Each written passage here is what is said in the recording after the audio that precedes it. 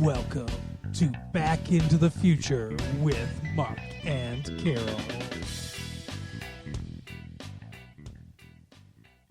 Well, welcome back, everybody.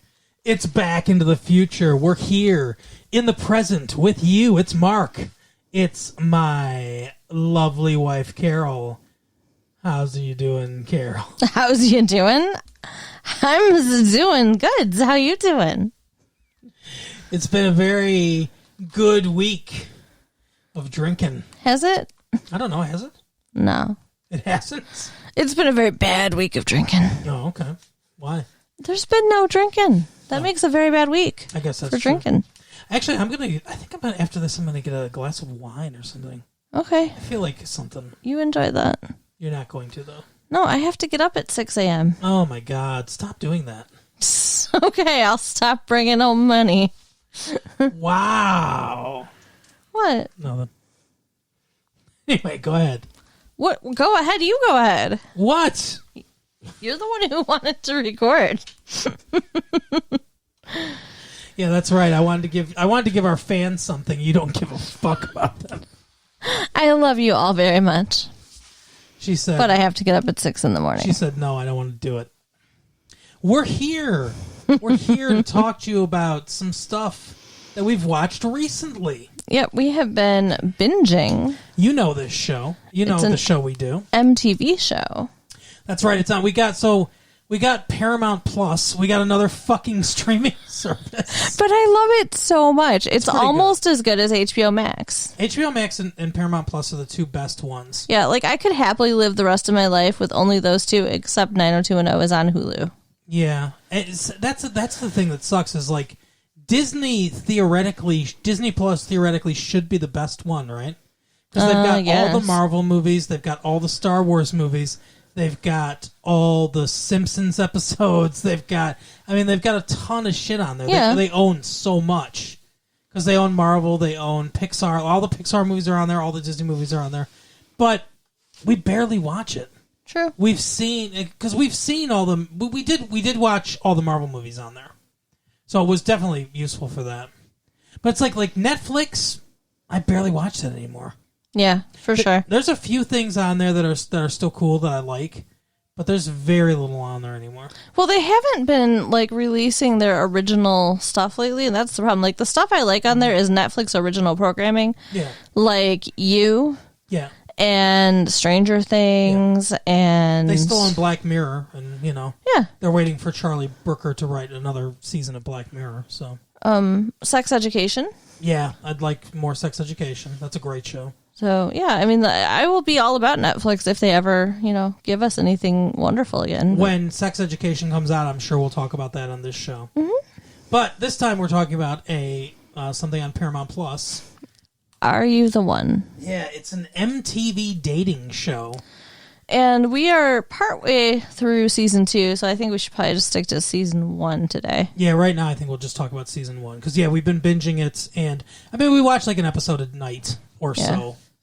That's binging for us. Kind of, yeah, that's binging for us. Especially when, we're watching stuff from 25 years ago all the time. Yeah. Yeah, we have a lot of things that we need to watch. So it's hard to watch stuff just for us. This show is all about stuff we watch just for us, though.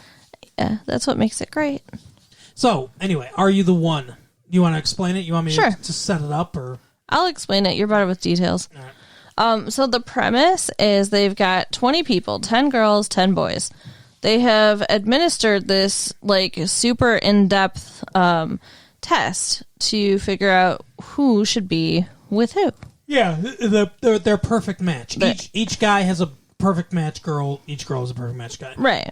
So now the thing is, okay, if your perfect match was right in front of your face, could you find them?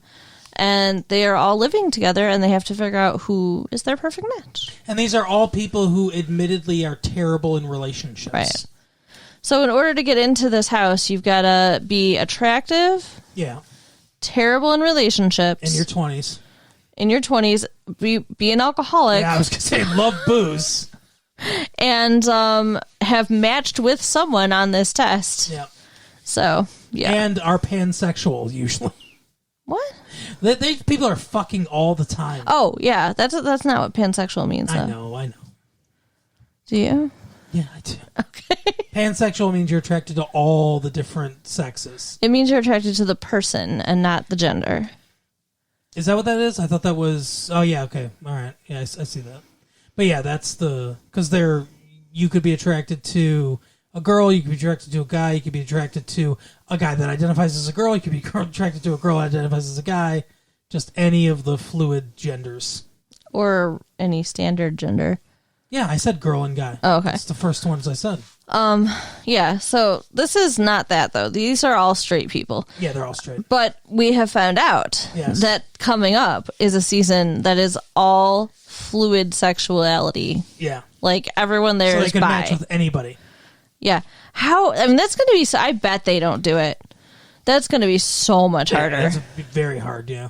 That'll be an interesting one to watch, though. I'm excited. I think that's the 5th season. I can't wait. I'm excited to watch that. But I mean, yeah, it's cool. But here in the first season, it's bog standard relationships. Yeah. And the very first night, one couple hooks up, and then they're like, "Oh, we're in love." Yeah. And we fell in love instantly. We found our perfect match. Yeah. But then they get put in the truth booth. Yeah. So they have this thing where once an episode, you get to put one couple into the truth booth, and the truth booth will tell you if you're a perfect match or not. You have to get all 10 people have to match with you. They have like a matching ceremony at the end of each episode where they're like, select your perfect match. They alternate guys and girls. So like 1 week, all the guys will come up there, and one by one guys will pick who they think their perfect match is, and then they all sit together, and then they have these spotlights. Mm-hmm. And if they get all 10 spotlights, then they win $1 million. Not each. No, million total, so $50,000 each. But that's still a lot of money. But I mean, they keep saying it like, we're going to win $1 million. Like, no, you're not going to leave here a millionaire. Yeah. You get like a year's salary. You're gonna leave here a 10,000-aire with chlamydia. Right. It's insane. Like, the first season, there was a lot of sex. The second season, there's so much sex. Oh, my God, yeah. The first season was, like, pretty tame compared to... Yeah. Like, there's one dude in the house that's had sex with all but 2 of the girls. 3. Or all but 3 of the girls, yeah. Because there's 11 in the second season. Yeah, that's right. Yeah. But, I mean, it's crazy. So, anyway, they get, like, the ones that fall in love at first sight. They go into the truth booth in the first episode, and guess what? Not a match. So, they're all, like, heartbroken, and they're like, okay, we don't care. We're going to stay together anyway, which pisses everybody off because you're supposed to be trying to find your perfect match. And at the end of the season, they're not even together. Mm-hmm. Like, we find out that that they don't ultimately end up together. The ones that do end up together is this Asian girl and this standard man-looking guy. Yeah. I can't think of he's just like some like blonde Californian type dude. He proposed to her, right? Yeah. But they're married now. They're married now and they have 2 children. Which is so cool. Yeah, that's cool. But they're the only ones that really stay together. It's just like, like how I'd been watching Bachelor in Paradise and stuff, and you find out that, every once in a while these shows get people together, they stay. There's nice. Children come from it. It's like we met on a dating app. Yeah, this is not the same. Bella exists because of that dating app. Yeah, that's true. I guess we should send OkCupid a thank you note. Right, on Bella's birthday. But yeah, so you're right. It's not exactly the same, but every once in a while these things do work out. You know what, though? We should have talked about this way sooner because all I can think about is the second season now. And that's all I want to talk about. Well, it's not like I wanted to record the last, 3 or 4 weeks in a row. I know. But no. We've been busy, and I've been tired. You're always tired, though. I know. It's a problem. I'm trying to remember who all was on the first season. That one guy, JJ, John James or whatever. Yeah, he was a whiner. Yeah. There was a lot of whiners in that first season. Yeah. But you should check it out. You should check out Are You the One if you have Paramount Plus. If you want to see a bunch of very attractive 20-somethings fucking each other And if you feel like getting in any way invested in whether or not they become thousandaires, you should watch it. Yeah. And if you don't care about if they win the money or not, just go to Pornhub. But yeah, I like the show. We're watching the second season. We'll probably talk about the second season when we're done with it. I was gonna say the United States of Al. That's the other show we started watching. Yeah, but you don't want to watch it anymore. I like it. I'm not into it. The reason I don't want to watch it, I explained this to Carol. So explain to the people what the United States of Al is about. Okay, so this military dude gets his friend who was an interpreter out of Afghanistan. Right. Somehow. I don't know how you legally do that, but he got him out. Asylum or like a guest visa or something like that. Yeah, but I mean, it's like in the manner in which that it is legal. And he's staying with him. So this guy is from, he's an Afghan. I didn't realize that's what they were called. But yeah, Afghans. Yeah. My friend Mark Peabody and I, in middle school, it's so funny in retrospect, but we used to have this thing called Channel 1. And it was like an hour, not even an hour, like 15 or 20 minutes of news every day presented to children, right? And guess what? One of the people on there was Anderson Cooper, who is hosting Jeopardy. We'll talk about in a minute. But he was one of the anchors, and Lisa Ling was the other anchor, and she also became famous. Okay. So my friend Mark Peabody used to laugh about it because they would talk about the Afghan War. Okay. Because there was, at the time, Russia was fighting a war in Afghanistan against the Mujahideen, which is Osama bin Laden's group, basically. Okay. Osama bin Laden was fighting against the Russians because the Russians had invaded and stuff right? And the United States was giving them arms and aid and helping them. Mm-hmm. It was basically Russia's Vietnam War, right? And so they were talking about the Afghan War, and Mark Peabody and I were like, the fucking Afghan, what is that? Like people just grab blankets and just throw them on each other. Some guy's got a gun and it's like, oh, it's Afghan. Wow. It's just yeah, we were just making fun of it. And then, I don't know, 10 years later, 9/11 happens, and it's, direct result of those things. Right. Or part of the direct result of those things, anyway. But this guy, Al, is played by the same actor that played Timmy in Rules of Engagement. That's right, yeah. And he's Indian, I believe, actually. Yeah, I actually read an article about how some people are pissed because they didn't get a real Afghani. Yeah. Because that's the thing nowadays. You have to, it's not acting anymore. It's just getting someone that is exactly that person. Right. Oh, this person's playing a rape victim? Get a real rape victim. Rape them.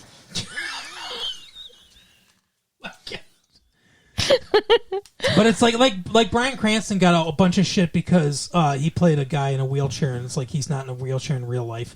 They should have got a guy that was really in a wheelchair. What the fuck? And it's like, it's just, in some ways I understand what they're talking about. They want, for transgendered roles or things like that, they want to give more opportunities to transgendered people of color and stuff like that.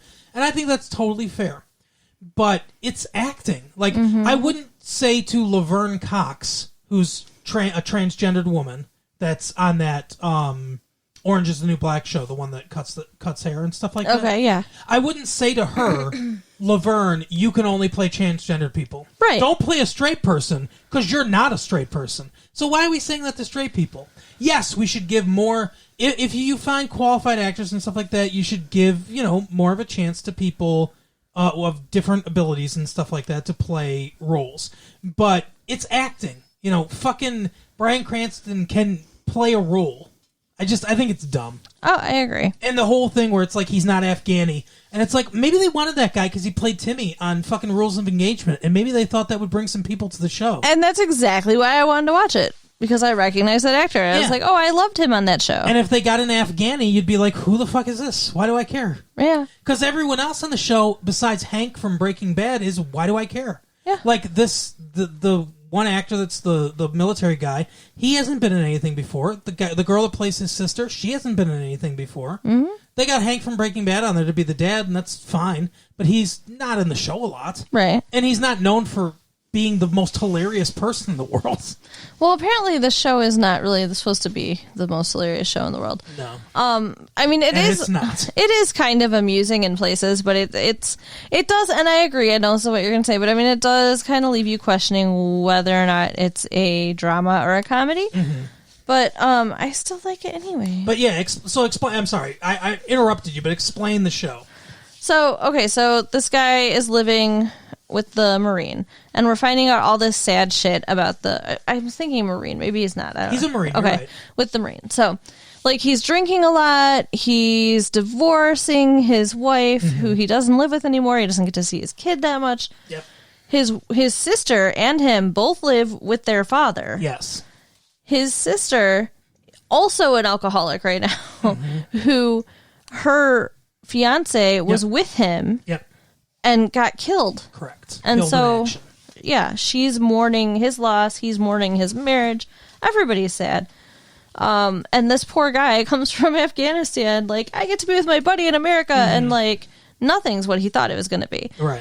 But he's trying to help. He's trying to help him fix his marriage and get his life together. He's all positive. Yeah. He's Balki Bartokomous. Yes, that's exactly right. And that's part of the problem of the show. So, the problem I have with the show, and this is what I explained to Carol, and this is kind of why I wanted to talk about it, because I thought to myself, Mark, that is the most brilliant, insightful way you've ever explained anything, and that was just so good. You need to share that with the world. When I was explaining it to you, I thought that to myself. Wow. I thought, wow, what a great, like, just incisive. So, the problem with the show is that the tone of it is completely muddled. Like Carol was saying, you don't know if it's a drama, you don't know if it's a comedy.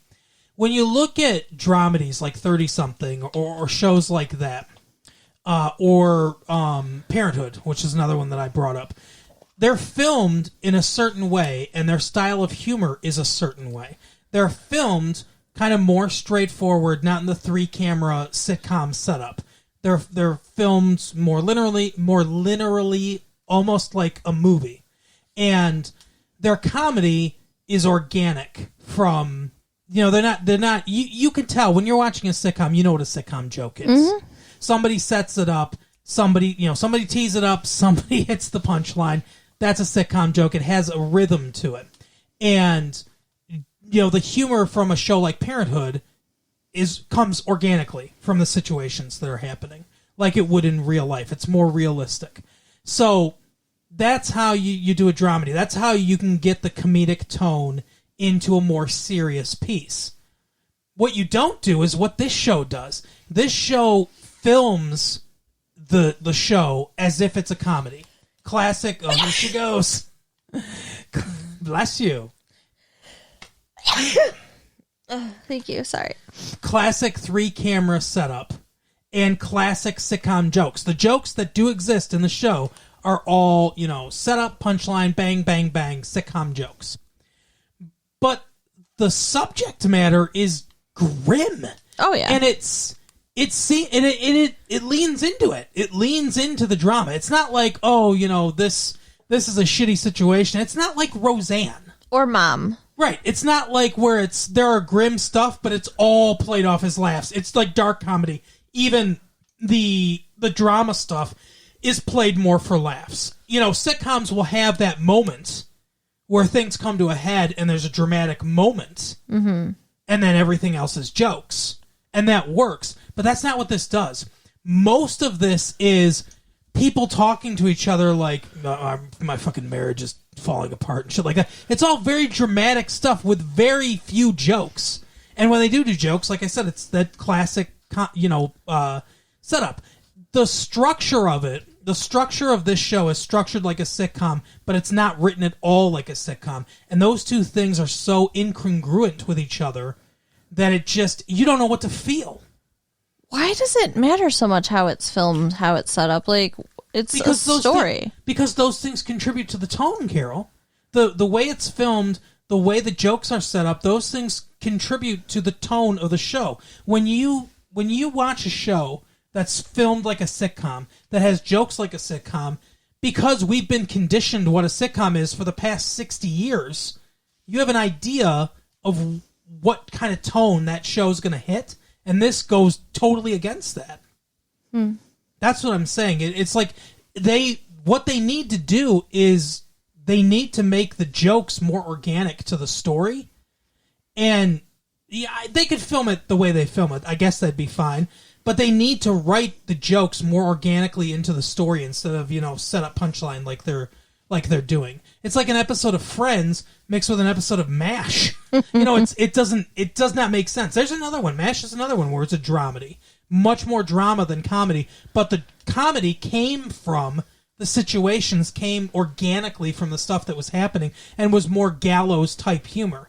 That's not what this is. This is classic sitcom jokes, but there is not a bright line anywhere around here. And that's what I don't like about the show. I still like it. I kind of like the characters, and I like their storyline, but I don't like the way it's being presented to me because it fights against it. Okay. And that's the big problem I have with the United States of Al. But that's another one that's on Paramount Plus, or it's on CBS, too, if you have regular cable still. You know what I miss? What? Supernatural. Oh, yeah, I know. What would that be? Supernatural is... Supernatural's like... what's the word I'm looking for? Not supernatural. It is supernatural, but like... What's Buffy the Vampire Slayer? What would you consider that? I don't know. Like, not gothic, but I'm looking for... like magical... Paranormal? Paranormal. That's the word I'm looking for, yes. It's like paranormal action comedy. That's what I would say. Like, it's not really... No, it's not a comedy. But there's funny stuff. There's some episodes are really funny, and some episodes are really dark. So I would say that it's a paranormal action adventure. That's what I would call Supernatural. But Supernatural hits its tone right on the money. But I want more like that, and I don't think there is anything more like that. Any shows like that? Yeah. There's that one that we were watching about H.P. Lovecraft. What was that called? Lovecraft Country. Yeah. Yeah. That's kind of like that. Yeah, but it got gross. Yeah, no, we stopped watching it a little bit because it got pretty gross. This girl gave a dude a hole in his ass with her high heel shoe. Yeah, that was not okay. It was kind of funny, though. She literally tore him a new one. Right. I feel like we talked about that already. I think we did way back when we first talked about in this first episode of this, I think. Yeah. But there's one other thing. Oh, yeah, Jeopardy. Anderson Cooper. So we were watching Jeopardy. Anderson Cooper's been the guest host of Jeopardy this week, and he will be next week as well. And Carol had some thoughts about him while we were watching. What were you saying about Anderson Cooper? Well, every time I look at him, I think that he looks like a corpse or a vampire. I don't understand. If you look, he's got so much makeup on, and you can tell he has so much makeup on. And he's an old dude in a nice suit. Not that old. With a ton of makeup on his face. How old do you think Anderson He looks like fucking Lurch, okay? Does not look like a Lurch. I'm telling you, every time, when he's walking and talking and smiling, you remind you of a corpse. It throws me off because it's like, no, you shouldn't be doing that because you're a fucking corpse. Oh my god! But he's not that old. He looks like he is. I don't think he's that old. Hey Alexa, how old is Anderson Cooper? Oh, older than I thought. But he's only 53? Oh, yeah. I didn't think he was even 53. Oh, I thought he was 65 at least. Oh, my God! I'm sorry. Oh, poor Anderson. Anderson Cooper's listening to this, too. Oh, I'm sure he's going to become a patron. I texted him and asked him to listen. Oh, my God. They put his makeup on way too thick. Poor Anderson Cooper. Looks like a corpse. No, I think Katie Couric is my favorite so far. I agree. But I also liked the dude they had on last time. Who, Aaron Rodgers? Yeah, I think he did a good job. He was okay. He got better towards the end. He was real stiff at the beginning. Well, yeah, like we said, I think he might have been a little nervous. But yeah, well, that's our episode, though. That's all we've got, really. Yeah, it was fun. It was fun. Yep. No, we will talk about other things soon. Yeah, of course we will. Like in a year. Right? We'll see you in a year. Bye. Bye.